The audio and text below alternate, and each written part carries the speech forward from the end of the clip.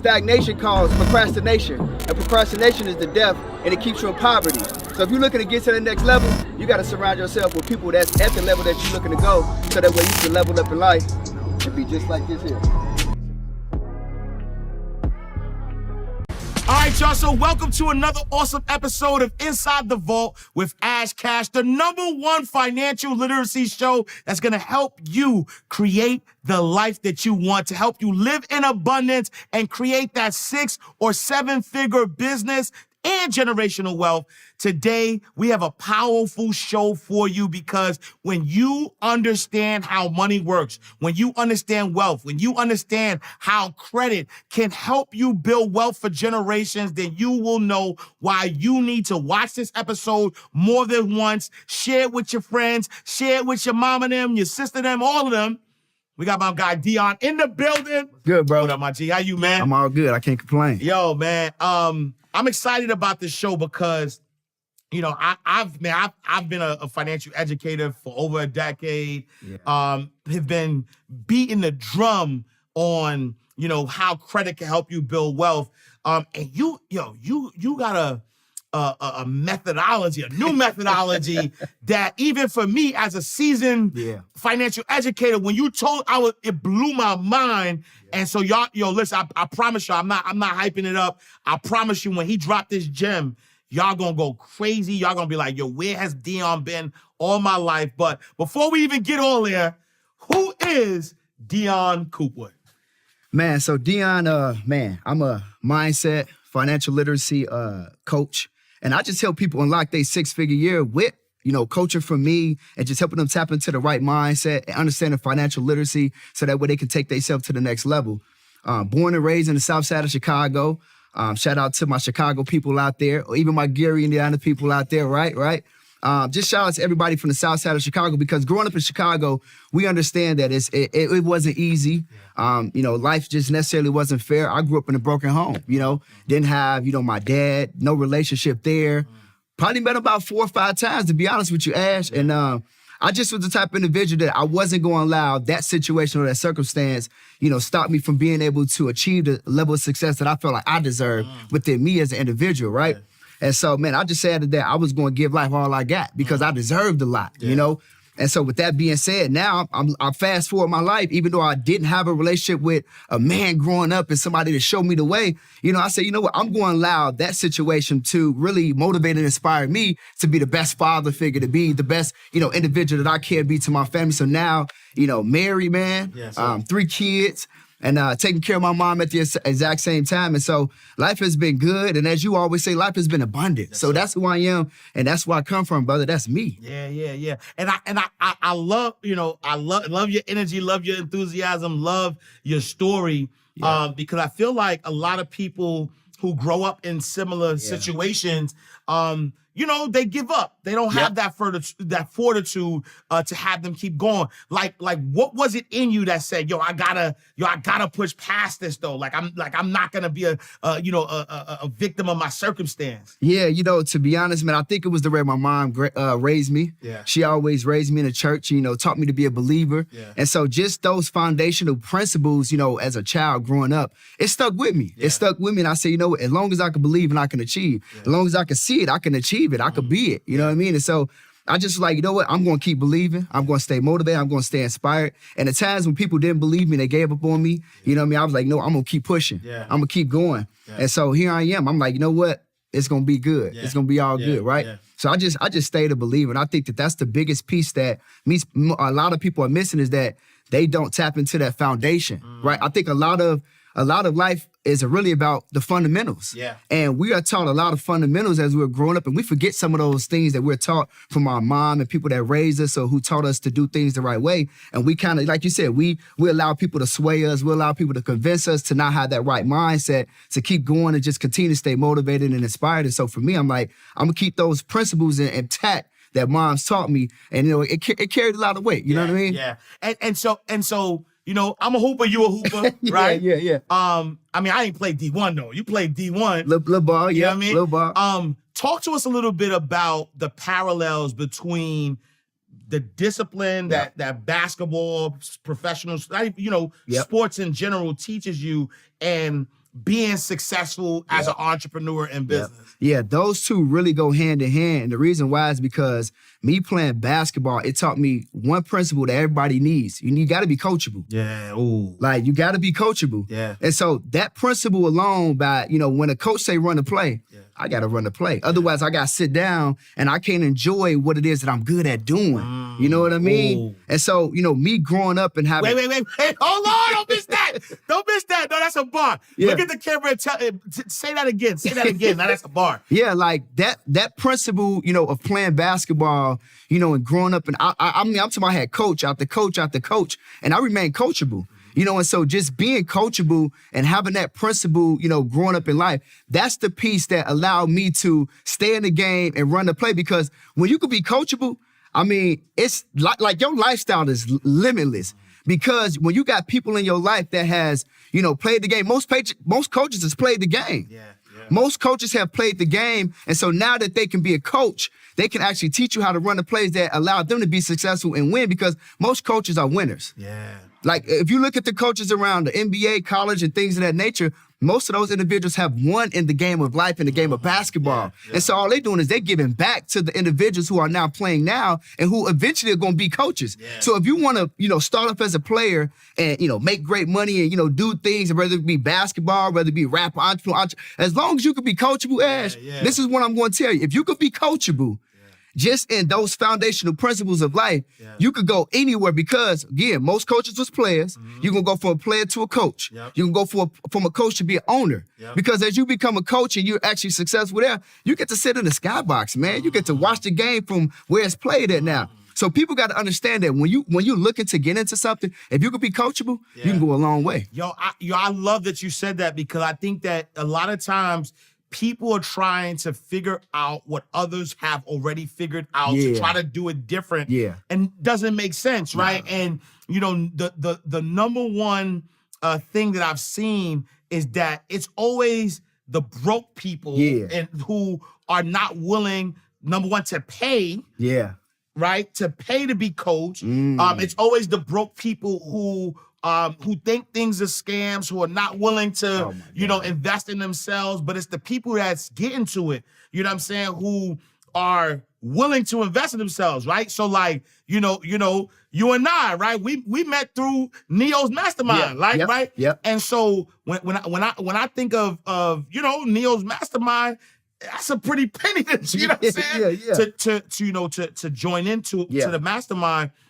But the truth of the matter is that, once you are in these spaces, not only have you now qualified yourself to be around other movers and shakers, right? Yes. When you think about what Hov said, meet me at the table, the one that starts a G up. Yeah. That way, no fraud willies, silly, gambling their re-up, right? Yeah. And so for y'all who don't understand what he's saying, yo, I don't want to gamble with the dudes who are gambling their re-up or gambling money that they don't have. Yeah. Yo, meet me at the table, the one that starts a G up, 1,000 or better. Yep.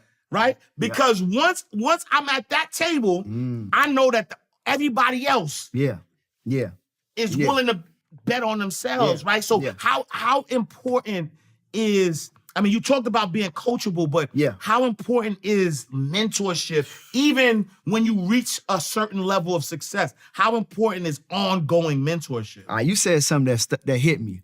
You talked about paying, how we had to pay for the mentorship, right, with Neo. The concept, and Neo talks about this all the time, those who don't pay, they don't pay attention. That's true. Facts. Like, I got family members that come to me and they look at my success and they say, well, man, can you mentor me? And I tell them the price. Yeah. And they look at me and it's disrespectful to me, because I understand that they don't understand that if I gave you my mentorship for free and I spent all day with you like I do with my mentors, right? You're not going to pay attention because you didn't pay nothing. Yeah.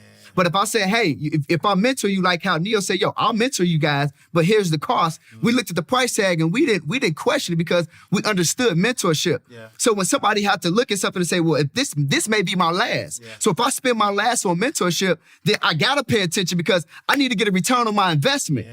So when you pay attention, right? And see, you talked about, mentorship and people not understanding the value and people look at it as a scam. Well, scam to me still stands for still confused about money. They're confused. They don't understand how money works. They don't get it. Because, I paid to be in Neo's mentorship program, right?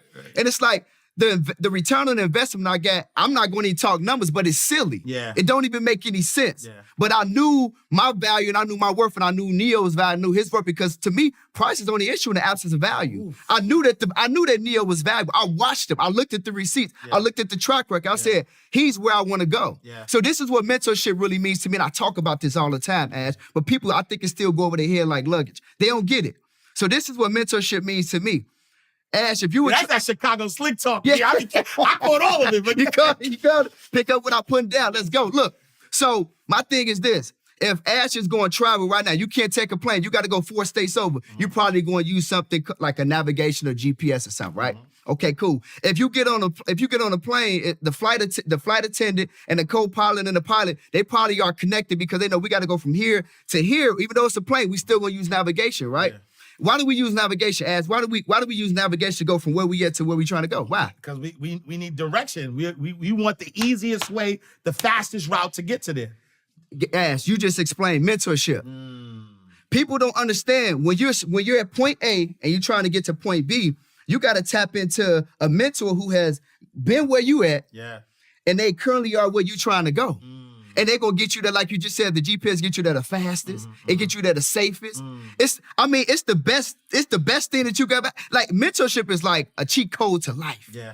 So I said, look, when I tap into Neo, I'm going to pay whatever it costs to be the boss. Yeah. I'm going to pay because I need somebody to navigate me from point A to point B. That's my GPS system. So everybody got to understand and know that a mentor is just like a GPS system. It's nothing short of it. So if we trust the GPS system to get us from point A to point B, the safest, the most efficient, and the most cost efficient, why don't you look at a mentor the same way? So that's how I look at mentorship. Nah, I love that. And so talk to us about your mentorship program, right? Yep. Demand the decade. Dominate the decade. Dominate the decade. Talk to us about that. Well, see, what I do is I teach people a lot of concepts in regards to financial literacy, similar to yourself, but I teach everything underneath the sun: personal credit, business funding, trade lines, manufacturer spending. I mean, I'm teaching my mentees the concept and the way of life in regards to, like you said, if you're not tapped into credit, then you can't possibly tap into wealth. Yeah. And I understand that people that are living with bad credit, they're putting themselves in a situation where every single day they're making money, making decisions, and it's costing them because everything that we do is normally costing us from an interest rate perspective. 100%. You know what I mean? Yeah. 2 of our biggest purchases in life is an automobile. That's expensive. Yeah. And that depreciates with value, right? Yeah. And then you got a house, which appreciates with value, but your house and your car is one of our biggest expenses in life, and it costs us money. But people not understanding that if you got bad credit, you're going to pay 10 times more than a person with good credit. Nice. Then when you go in there with bad credit, they like, yo, your credit is bad. You got a bad interest rate. We want money down. Like they sticking it to you, rather than you having good credit and you put yourself in a good position. So this is what I'm teaching my mentees, because the reality is that 9 out of 10 people don't understand financial. They don't have the basics and the understanding of the concepts of how money works. Yeah. And financial literacy is big in the industry because ain't no schools really teaching. The kids ain't learning in the school. You ain't learning in no university. And so they're teaching stuff that we can't really apply when we come out. Yeah. You know, I tell my mentees all the time, the investment that you just made into my mentorship program is going to be the best for you. And they say, well, make it make sense. And they already understand it because obviously you got to have the right mindset to make that type of investment. But I tell them, I say, listen, you guys are not going to spend 4 years with me. You're not going to give me $100,000 and you're not going to come up out of here and not make no money. Yeah. That's normally what a university does to people. You there for 4 years. Yeah. You done gave them $100,000. Yeah. And you graduating with a degree that you can't even really apply. Yeah. You know what I mean? You at Walmart or Walgreens, you trying to figure it out because life said, here's the bills. And you a mom or you a dad or you a parent and you got real bills and real life is happening. Yeah. But then you get into a mentorship program like mine, yours, Neo's, people that's out here that I would consider what's called entrepreneurs, entrepreneur educators. And we're giving people the game because we've done it. Yeah. We've had failures, we've had successes, and we put together a system that works for you. Systems stand for save yourself some time, energy, and money. Ooh. And we're giving them a system. So in Dominate the Decade, you got a system that you're able to plug yourself into, and you give me 30 to 90 days with you, and I'm showing you how to literally come up out of the program, and you can make, you want 5 figures a month, 6 figures a month. It's up to you because you can't just come in the program and be note takers. You got to come in and be action takers too. I love that. Yo, too much heat, y'all. Listen. I told you it's going to get hot in here, bro. It's going to get hot. It's going to get hot. So you blew my mind. We was talking behind the scenes, and you blew my mind when you talked about this new credit system that you are implementing, you're helping others implement, called Metro 2. Yo, listen, before we get here, get a piece of paper, get a pen, write this down, because Metro 2 is going to change your life. Talk to us, bro. Got you. Yeah, so most people, when they going through the credit repair process, they doing what's called factor dispute. And it works. And you get results. But what I end up finding out is that when I started to get into the industry, I was like, it's got to be another way. And what I found out it was another way. And you said factual dispute. Factual dispute is normally factual dispute is where an individual either says that the accounts on their consumer credit profile do or don't belong to them. They don't assume no responsibility, or they say that the accounts on the credit profile is probably not factual, has some inaccuracies or misguided or inappropriate information, and maybe there's really no true ownership. And so I don't have to own it. As long as I don't state ownership, then based upon factual dispute and saying that these items don't belong to me, I can get it removed, right? Got it. But a lot of times what end up happening is, and I found out this the hard way when I first got into the industry, that there's a lot of back and forth, right? And so even though that's just the normal way of doing it, and that's the only one legal way in order to properly repair a person's credit, when you take that national credit exam, you learn that. They say, hey, listen, what is the only one legal way? It's called factual dispute. But what people don't know is, again, information will change your financial situation. I was educated on a concept called Metro 2, and what Metro 2 is, it's a concept of where the consumer has a better chance at getting items removed and deleted off their consumer credit profile, because what happens is the credit bureaus, they put together this compliance law. And the compliance law back in 1997 stated that if a item on a consumer credit profile does not meet certain standards, it's not ethically right, morally right, or legally right based upon how it should be reported, based upon compliance, then it can't be reported. So see, Ash, when we send in letters to the credit bureau, we thinking that somebody's sitting there and they're emotional and they reading these letters, right? They not doing that. You got to think it's millions of letters that are being sent in every single day, every single week. So when the letter come in, somebody manually opens the letter and they feed it into this machine called eOscar. And so Metro 2 compliance, and people could Google this. Google what's eOscar, Google what's Metro 2. Metro 2 is the compliance standard that eOscar was developed by. So when you feed a letter to eOscar, it's just a web-based coding machine. So all it's looking is for specific words, specific letters, and specific coding that is going back to determine whether an account can stay on a consumer credit profile or it got to be deleted. So when you feed that letter and that's a Metro 2 compliant letter, the machine is going to say delete, delete, delete, delete, because it's not compliant based upon my standard as a machine. So ain't no point of sending in a letter saying a dog ate my homework, I lost my job, I can't pay my bills. That's not going to work. You need to send in a web-based compliant letter that's going to get the job done. So what I'm teaching my mentees is I'm giving them an actual system.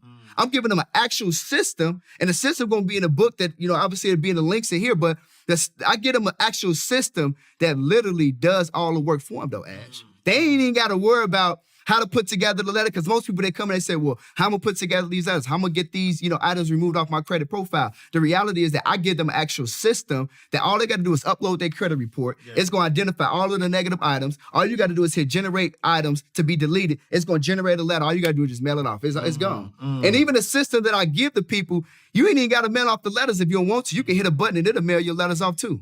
This thing is crazy. All right, and so just to unpack that a little bit, right? So, I stated earlier that 7 out of 10 credit reports have mistakes on them, right? And so a lot of you mentioned factual reporting, where if people are looking for those errors and kind of using those to get stuff removed off their credit report, right? But this new system, right, Metro 2, is literally breaking down sort of like the way that the credit bureaus want things to be reported, and if they're not reported in the way that it's supposed to be reported, whether it's right or wrong, right? Whether it's right or wrong, if it's not reported in a specific way, then it has to be removed. So factual dispute, just like you said, we talking about we talking about whether the items are mine or not based upon factual nature of the account and inaccuracies. Maybe the date is wrong or the amount is wrong. We talk about arguing with the bureau versus it's not compliant to be reported. We talking about, I see it there, it's reported. I may not own the account. Yeah. I may not have responsibility of the account. Yeah. Maybe not. And I'm going to argue that I don't more than anything to get it based upon factual nature of the account. Yeah. But over here, we talking about the account can't even, it's in compliance to be reported. So how can you, we fight fire with fire. Right. They made the rule. I'm just teaching people the rule that they made to use it against them. Wow. That's it. Wow. And how important, because there's a lot of people who watch the show who, work a 9 to 5, who are, looking to either start a business to kind of get to that next level. How important is your personal credit as it relates to, starting a business? It's very vital because most people, and this is a misconception that I deal with a lot, Ash, is that people come to me and they say, hey, I want to start a business. I want to get business credit. I want to get business funding. But what they don't realize is that I just want to help the people is that you got to have your personal credit in order because a lot of these financial institutions that you're going to get your business started, to get these startup loans, to get this startup capital, they're looking at Ash as the individual to determine whether what's your personal credit history look like. Can we really trust you as the business owner to handle this $50,000 or $100,000 line of credit to go ahead and go start the business? Because you got to think, most lines of credit, or whether it's a credit card or line of credit, these are unsecured lines of credit. So that means that there's no collateral backing them. So that means that if you go start an LLC today and you go get a $100,000 line of credit tomorrow, what's the likelihood of a person repaying it if things just don't work out? Right. There's no likelihood, right? So what they do is they want the individual to PG, or what's considered personally guarantee that business in order to get that line of credit. So they say if the business default on that line of credit, Ash, we're going to come for you for the money. We're going to put this now on your credit report so that way you can pay us back. So personal credit is obviously very important. Now, you need to meet certain criteria and guidelines in order to make sure that you can actually support your business. But, I mean, that's a whole nother story. But just to answer your question, personal credit is huge. Yeah. It's huge. And how can somebody, build wealth with credit, right? Because I think that when we think about credit, I know majority of everyday people think about credit just from a standpoint of buying the things that they want, that they can't afford, but they buy them now in advance, right? But myself as a financial educator, knowing and understanding credit, there are ways to build wealth with credit. But if you could talk to our audience about those. See, again, we wasn't taught this kind of stuff at the dinner table. And so we don't understand how credit works. We don't understand that we need to get our credit in order. We need to go to the bank and we need to leverage OPM, what we consider other people's money. We need to learn how to leverage other people's money. We need to go to the bank and be okay taking out a $100,000 line of credit. And then once we take out that $100,000 line of credit, I'm going to say this because I don't want to guide nobody in the wrong direction, but we need to learn how to essentially have a game plan in order for that money. I tell my mentees all the time, don't go to the bank and get a line of credit, or don't go get a credit card with 0% APR for 12 months if you don't have a 12-month game plan. Right. But the reality is that if you got a business plan where you know you're going to go get some real estate, you're going to put some cars on Turo, you're going to go do Airbnb, go get that line of credit. Stop trying to put yourself in a position where you're using your money, trying to fund your dreams or trying to fund your business. Now you run out of cash, and then now, look, that's Ash cash. You run out of cash, right? But then now you're in a situation where you can't keep your business going, or your business has to get dissolved because you've run out of money. So essentially, building wealth with credit is essential, and people don't understand it because, when I tell you I leverage credit all day, I go get everything I want, need, and gotta have. And this is a concept that people understand. This is how powerful credit is.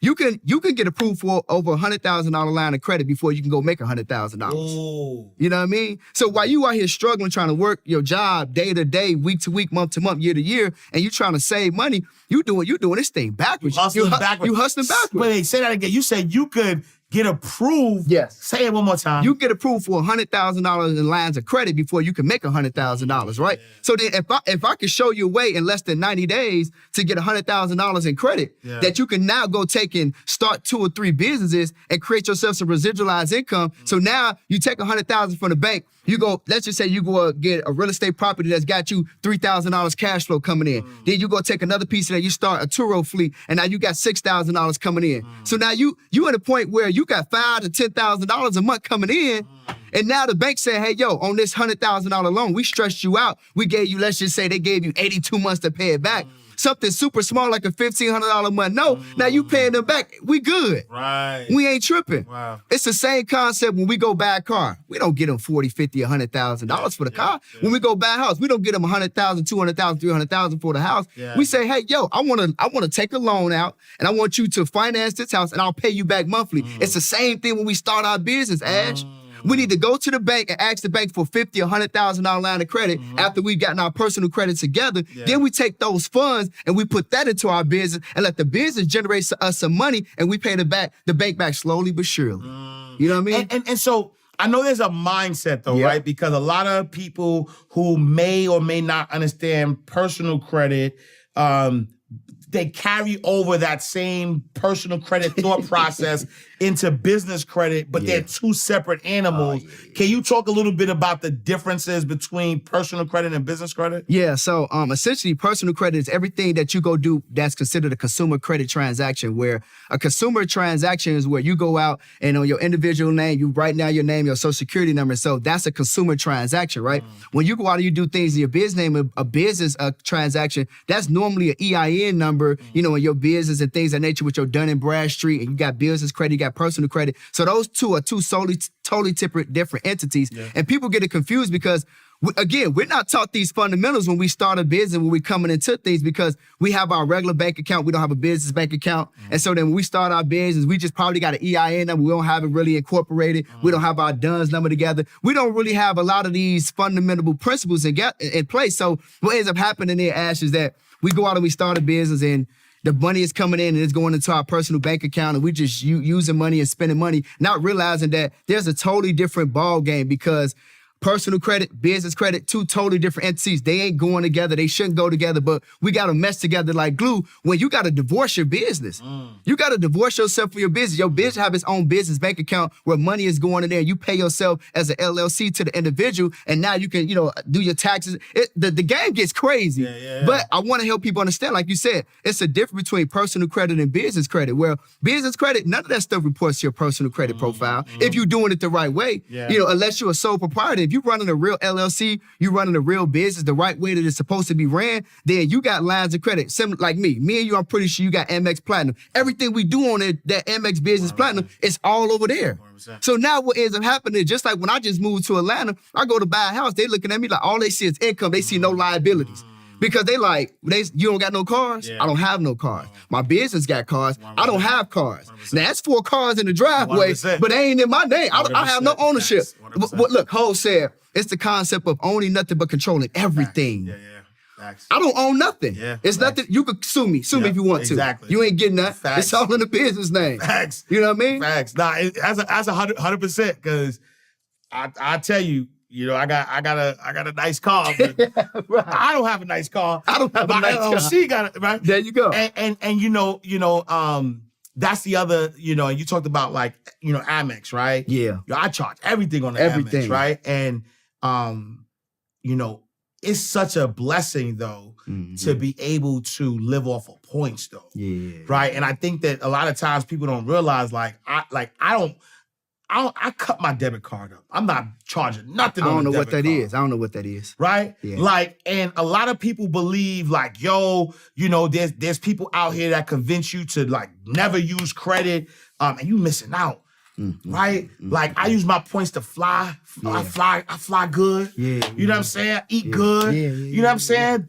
I saw you on the plane. I mean, right? But how do you talk about that a little bit, right? Talk about that concept of being able to live off of points, opposed to or the reason why debit cards are the worst thing you could do with the worst thing. Okay. You could do with money in my estimation.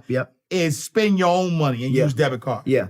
Using debit cards, and there's no offense to nobody, Ash, but using debit cards, that's a poverty mindset. Using credit cards, that's a wealth mindset. Because when we use our debit card, we can't build credit. So why would I use my debit card if it's not going to help me build credit? It's called a credit score. I need to build credit. If everywhere I go, these people are essentially judging me based upon my credit score, if I use a debit card, if I'm not building credit, that doesn't make sense. If I use a debit card and I lose my debit card and somebody start using my money, that's my real hard-earned money, Ash. Why would I want to risk my money? It doesn't make sense. And then if I use my debit card, like you just stated, I'm not getting no cash back and no reward points. So I'm not getting no type of investment or no type of return on the investment of money that I'm spending on the debit card. But if I use my credit card, I'm protecting my money in the bank, because if I lose my credit card, that's their money. It's not mine. Why do I care, right? I can sleep peacefully at night if I lose my credit card. But that debit card, it ain't the same type of feeling. It's like, yo, I'm having a panic attack, right? Then if I use my credit card, I'm building credit. Then as I'm building credit, as I'm using credit and paying it off, I'm building more credit. Then guess what I do? Every 90 days, I ask the bank, I say, hey, let me get a limit increase. I've been using this card up. I got some more shopping to do. Then they increase my limit, which means that now my credit card utilization go down, which my score goes up some more. Make it make sense, right? Then every time I use this American Express Business Platinum card, and I ain't going to get into the perks because, I'm walking straight through the airport. I'm sitting in an executive lounge, eating good, drinking good. It's all free on American Express. I appreciate you, right? But I'm getting cash back every time I spend every single dollar on that card. So I teach a concept to my mentees called manufactured spending, right? And so that's a concept where I teach them how to create passive income as long as they got a credit card that's got cash back and reward points. You see what I'm saying? So you talking about the points, and we talking about points. We talk about teaching people how to go out and literally have a concept to where you spending money, because we're gonna spend money anyway. We're gonna spend it anyway. But along with the money that you're gonna spend anyway, teaching you another concept that you can use, that you can actually create passive income from. So now we got a revolving bank of money that's coming in. So you know that it just makes sense. People don't understand. They don't know it because again, this is just education. You know, again, like Neil always tell me, our biggest expense in life is what we don't know. No, facts. And so if we don't know it, we can't grow it. That's it. It's all good. And it's so crazy because think about this concept, right? And so anybody who's listening, think about this concept. You're gonna spend money on groceries. You're gonna spend money on gas. You're gonna do laundry or whatever the case may be. You know, both my kids go to private school.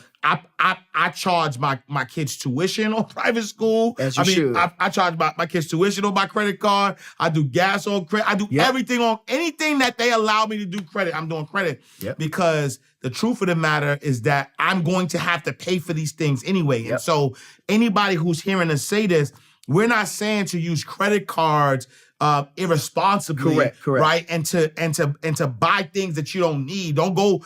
I mean, if you're gonna buy the clothes anyway, then do it. But don't go and buy stuff that you don't need. No, use the credit card for the things you were gonna spend money on anyway. That money that's in that bank account that you was gonna spend it, use that to pay off the credit card. And then now once you use that to pay off the credit card, if you have a good, credit card, and I mean, I know we keep saying Amex, but there's others out there because Amex ain't giving us no check. So we keep saying Amex. Amex do us right. You know what I'm saying? But there's you got I ain't gonna even say no names, right? You got other cards out there that give you points. And then when you pay it back, now all of a sudden you get points from those, and then now the money that you gonna spend anyway now has given you money, and now you can live passively. You know what I'm saying? So I love that. And so right now, somebody has bad credit. They're trying to get their credit, to the right space. What's the first thing they do? They need to get with a credit repair expert immediately. They have to, because like I just said, they're in a situation to where every decision that they're making on a day-to-day basis is costing them money. Like we're trying to send kids to college if that's what they choose to do. We're trying to save money. We're trying to eradicate and eliminate debt. Again, if you have good credit and you can get the cash back and reward points like we just talked about, if you're going to spend the money anyway, that means that if you're spending the money and you're getting these points back, you could cash those in for, let's just say, gift cards, right? And you can take them gift cards and now you can pay off a utility bill, or you can eliminate some debt that you may have had sitting there, or you maybe owe somebody. You made some bad decisions as a younger individual. Now you need to pay these people back. It's just a situation to where if anybody has bad credit, they need to start with credit repair first. They need to start there first. And as they build, they need to get with somebody too that can actually educate them. Because if they don't have that mindset to understand that, okay, I made these decisions, how can I avoid them and not make them again? They need somebody that's going to educate them through the process of understanding that this is how you got into this situation. This is how we're going to get you out of it. And then these are the things that you need to do on a going forward basis so that way you can stay away from making these costly decisions. You said something about like mindset and making decisions. How do you help somebody change the mindset that like credit card is not free money, right? And because I mean, I'll put myself on blast when I first started getting credit. I was thinking it's free money, right? And so I'm overspending because, it's just a credit card. But now when that bill come in and now you can't pay, you know what I'm saying? So how do you change that mindset so that people, view credit in the right way? Yeah, I think that mindset has to be changed and altered based upon coaching. I think that, again, if you get with somebody that can actually coach you through understanding how we got in this position and how we're going to get out of it, I think that that's the piece that's critical. Because, again, like you said, most people, they'll hear this and they'll say, well, they're telling me to go get a credit card and they're telling me to just use the money on the credit card. That's not what we're saying. What we're saying is that based upon your spending habits, spend the money on the credit card and then take the money that's in the bank and pay it back. Right. We're not saying maybe I did. I'm going to be honest. I did. I made bad decisions when I first got introduced to credit because there was no real foundational education in regards to the introductory credit for me. And so when I got it, I just spent. I didn't know what it was. I didn't know how it worked, right? And so then now you're in a situation where if you don't understand payment cycle, if you don't understand due date, now your payment cycle is jacked up. You're not paying stuff back on time. Now you got missed payments. Now your credit score is taking a hit. Everybody looking at you like, yo, you got all these missed payments. We don't want to do business with you, right? So again, a person just has to really be coached on the understanding of how credit works in itself so that way they can have the proper mindset on a going forward basis in order to navigate and handle credit the right way. Yeah. And so talk to me, right? Dion is now, at a space where, grew up not knowing who his dad was, had to figure things out himself. Now he's a, multi 7-figure earner, parent, husband, doing the right thing. If Dion could go back to his 18-year-old self, what advice is Dion today giving young Dion? That's a good question. Yeah. Normally, man, the enemy is the enemy. Oh, you know what I mean? Bar. And so the enemy is the inner me. Yeah. I would have probably educated myself more on credit, to be honest. Yeah. I would have educated myself more on financial literacy and the understanding of how money really works. Yeah. I would have educated myself more on business. I would have honestly probably changed some things in regards to my environment.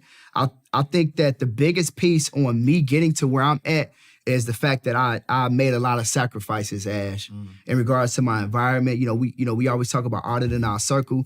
The people that I grew up with now, and I learned this later in life, is not the same people that I hang with. I mean, we talk about 20 and 30-year friends that they not here. And they not here because I had a moment with myself that I could no longer stay in those type of environments to talk about the same stuff and wake up every day and chase the same, unforgotten dreams. It was just like, I want something totally different. Yeah. And so, for me, I was like, you know what?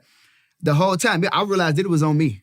It's been on me this whole time. Yeah. And so I just really had to make some different changes to get where I'm at. And that's part of the reason why I just recently relocated to the state of Georgia, because I said, man, I understand that there's power in proximity. Yeah. And I know that if I change my environment, it's going to help with, I already have a strong mindset. Ain't nothing nobody can say to me that's going to throw me off. Like, you can forget about it. Not even the wife. Like, she know that, right? Yeah. And we have in-depth conversations. But, I'm so focused, on my goals and my dreams. You can't talk me out of it. Yeah. But at the exact same time, if I could go back and tell my 18-year-old self something or anything, it's just, like educate yourself on some of the stuff that you really didn't know that now I'm learning later in life. It's kind of like the individuals out there that, maybe watching this and they got bad credit or they made some credit mistakes.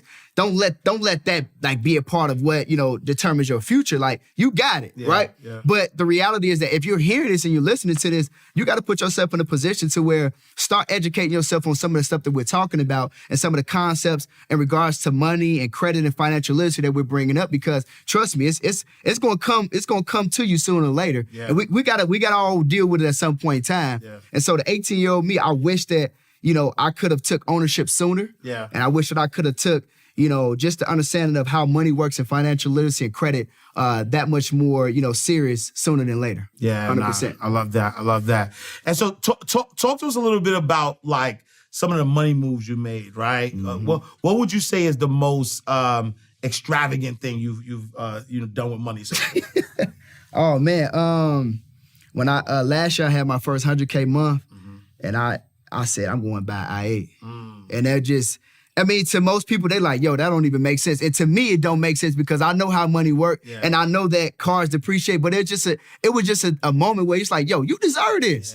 You know, like, cause my wife gets on me all the time. She say, why you don't ever spend none of your money? Yeah. She spends all the money, you know what I'm saying? But I don't why you don't join me? Yeah, why you don't? And I'm like, I'm trying to make sure the kids is good. I want to, I got to take care of my babies. Yeah. Like, I didn't grow up privileged. Right. You know, and like the way that my kids grow up, that brings me joy. You know what I mean? The way that my wife, she gets to relax all day and chill and not have a worry and don't have to go to work, that brings me joy. Yeah. You know, so for me, that was probably the most extravagant thing that I've done, like literally in my whole life, is when I bought a car that cost 6 figures. I'm like, yo, I deserve this. Like, let me go and get that. And my wife was happy. She thought it was, you would have thought it was her car. Because I don't do nothing. I don't shop. I don't really do a whole lot. I'm like a basic guy. Like, as long as I'm good, as long as my family, my kids is good, I'm good. Yeah. You know what I mean? 100%. And so what would you say is the most impactful thing you've done with money? The most impactful thing that I've done with money, probably take the majority of the money that I make and I reinvest it back into my business to mentor and coach and develop other individuals. Like, I'm always just focused on what can I do next to motivate and inspire the next individual, because I look up to individuals and, you know, it's like, I feel like I'm getting to a point to where people are looking at me because they've always looked at me, but it's now, like you said, now getting to, like, taking it to a whole nother level, you know, having hundreds of thousands of people looking at you and watching you and being motivated and inspired by you. My thing is, I want to see how I can help somebody. So my thing is, I take my money, I'll take the money that I earn and I put it back into mentorship. I put it back into coaching. Like, I support another coach. Like, like somebody, like, if you come out with an ebook, I'm buying it and I'm gifting it to somebody. I'm trying to make sure that I can give the most impact and bring the most value to the community as possible. It's not about me. It's about the people. So my thing is, when I get a hold of money, I'm trying to figure out how can I reinvest it to be impactful to somebody, so that way when I leave, the people say, that was a good guy. That was a good guy. And honestly, I think that, you know, people don't understand that the fastest way to get blessed is to bless others, right? And so even in that mindset, you're not even almost, you are guaranteeing that the blessings continue to circulate, right? Because you don't get what you want, you get what you are. If you're a blessing, you'll get blessings. It's always a blessing to be a blessing. 100%. And I think that's, like off the scene, me and you was talking about how we met and stuff, right? And it just kind of so happened that everything happened the way it's supposed to happen. Like, I gravitated towards Neo because I kind of saw myself in him, you know, God-fearing and just, you know, being a family man and things of that nature. And I said, that's I aspire that, right? And so for me, when me and you met, it was through the Neo connection. And so when I said, man, Ash is he's grounded, like he's got a good spirit about himself. And so again, it's just when you're a blessing, like I know when somebody being a blessing, and you that type of person. And so that's why, you know, the energy is just, it's natural. You know what I mean? It's natural. No, I love that. All right, so we're gonna do our lightning round. And so what we do is we're inside the vault. And so we take bank terms and we flip them, you know, for our audience, for our insiders. And so the first word we're gonna use is deposit slip, right? A deposit slip, you walk into the bank, you fill out the deposit slip, and you're putting money inside of the bank. But here inside the vault, a deposit slip is a money mistake, a slip up, right? A money slip, right? What is the biggest deposit slip that you've made so far in your journey? Wow, that's key. So what's basically the biggest slip up that I made? I think just really just being naive to business partners and not really understanding, you know, not everybody is for you, you know, and so if they're not for you, they may be against you. And I just not really paying attention to signs and understanding that, again, like I said, that my environment is key, you know, and like we don't understand it. We think that it's a joke. I think that outside of that mistake is really understanding and looking at myself and saying, yo, like, you're the go-to guy and you've been that guy for a while. Like you've been that guy for a while. Why won't you go outside of this environment or go outside of the circle that you currently that you're talking to every single day and go find some hitters and some people that's really making some moves like yourself. So for me, I think that was probably my biggest costly mistake is just staying in the same environment for year after year, because you know, the most expensive thing is being in the same place you was last year. And so for years and years, I'm like, I was like, oh yeah, cool, I'm making a lot of money. And, you know, everybody like, oh, you know, but it wasn't really getting me nowhere. Like if I'm not around like the Ash Cash and the Nehemiah Davises and the Him 500s and the Alex, like if I'm not surrounded by these people, or if I'm not trying to chase after these people, then what am I really doing? That's a mistake. Big mistake. I love that. All right, word number 2. Charge off. right? You know what a charge-off is, right? Yeah. But we're going to explain for the people, a charge-off, you borrow money from the bank, you don't pay the money back, the bank's trying to get the money, but eventually they're like, you know what, we're going to charge this off. But for us inside the vault, a charge-off is about, what type of people or mindsets did you have to charge off in order to, get to where you are right now? I think we kind of touched on this a little bit.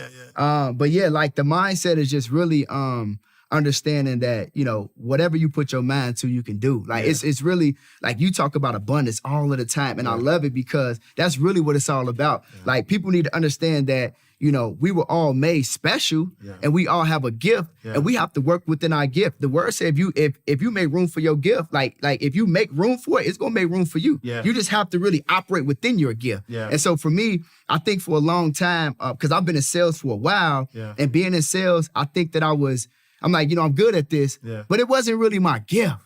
You know what I mean? Like it wasn't really my gift. And just, teaching people and coaching and motivating, and inspiring other people and just really giving back and pouring value into other people, that's really my gift. You know what I mean? So that's what I would say. Yeah. All right, bet. Last but not least, ATM, right? ATM, automated teller machine. You put your card in, you get the money out, you get the money out. But for us, ATM means another teachable moment. You dropped so many bars here today, brother. But I need one more, man. I need you to look in that camera. Give us one more teachable moment. What do you want our people to walk away with? What you want them to know? They're going to be like, yo, Dion dropped some bars, man. Give us another teachable moment. What I would definitely say is that, I'm here today with Ash Cash because I made a lot of sacrifices. So my question would be to everybody is, what are you willing to give up to go up? That's my question.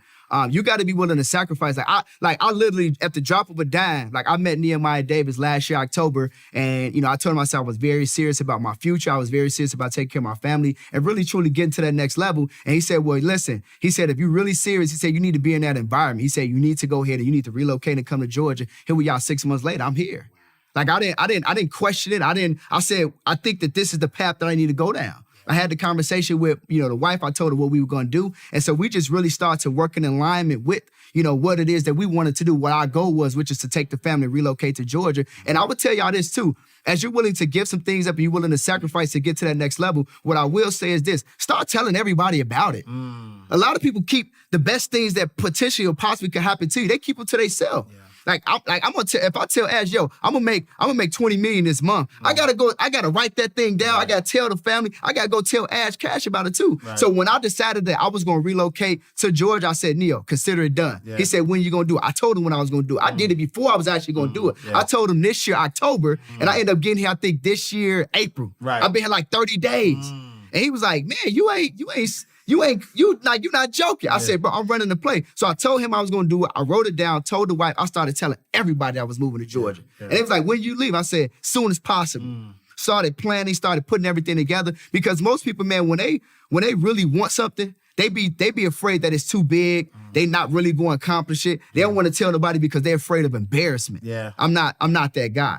Like I said, yo, I'm going to get here. I'm going to do it. This is what I'm going to do about. And then before that actual day, because I got it done. So I just want to encourage everybody to be willing to sacrifice and be willing to give something up to go up. It was uncomfortable for me to go from where I was used to. I've been there 30 plus years to now be in a whole nother state. Like I had to hit the reset button, refigure it out. I ain't got no friends around, no family around. Like it's just me and the fam, intermediate fam. That's it. Like that's it. And if that ain't uncomfortable, I don't know what is. And people got to be willing to get, be uncomfortable. Like you got to get uncomfortable to be comfortable to get where you're really trying to go. So that's what I would say, Ash. That's it, bro. Yo, what are you willing to give up to go up? That's the bar of the show. Dion, dominate the decade. Let's go. I know you got a gift for our people, man. Talk to our insiders, man. Got you. So this is what I'm gonna do for everybody today. I'm gonna give you guys a copy of my ebook. It's called Quick Credit Reference Guide. What this book does is it gives you the opportunity to understand how your personal credit profile needs to be structured. So on a personal, on a business side, you can go and get approved for any and everything, right? Instead of, applying for stuff and getting to decline. It's also gonna show you how to build your actual business and build business credit. So it's gonna teach you how to literally build a business from scratch scratch. Start your LLC the right way. The actual place that you need to go to register your business, everything is going to be inside of this book, and it's going to teach you how to build business credit. All you got to do is text free credit to 74121. Text free credit to 74121. I'm going to get you guys all that copy, and it's just for Ashcast having me on the show today. I just want to bless, the community with that gift, brother. My brother, I appreciate you. Listen, Appreciate you too, bro. Insiders, I'm telling you, like I promised, you know what I mean? Thing ain't lie, right? Like I said, man, y'all gonna have to watch this over and over again. A lot of gems have been dropped, a lot of information. You know he from Chicago, so he talk fast. So slow down, but make sure y'all tap in with Dion. If they wanted to connect with you, where can they follow you? Where can they find you? Yep. Definitely. So you guys can follow me on Instagram at Mr. Phenomenal Power. That's at Mr. Phenomenal way it's spelled and power the way it's spelled, all one word. You can find me on Facebook at Dion Coopwood, just my regular government name, brother. And that's where they can find me at. Brother, I appreciate you. You kept your word. You said you gonna flame this up. You kept your word, y'all. This is fire. We are closing out the vault. Another awesome episode. Make sure y'all visit our website, InsideTheVaultShow.com. Follow us on all social media platforms at Inside the Vault. Matter of fact, I need you to text the word insiders to 646-687-4152. We got something special for all of you insiders who are tapped in with us on a weekly basis. We appreciate you. We love you. We thank you for sharing the word, for reviewing the podcast, for, subscribing, all of that good stuff. Make sure you follow me at I Am Ash Cash on all social media platforms. And I'm going to see y'all next time. In God's will, same time, same place, Inside the Vault, the greatest money mindset show on the planet. All right, y'all. Peace.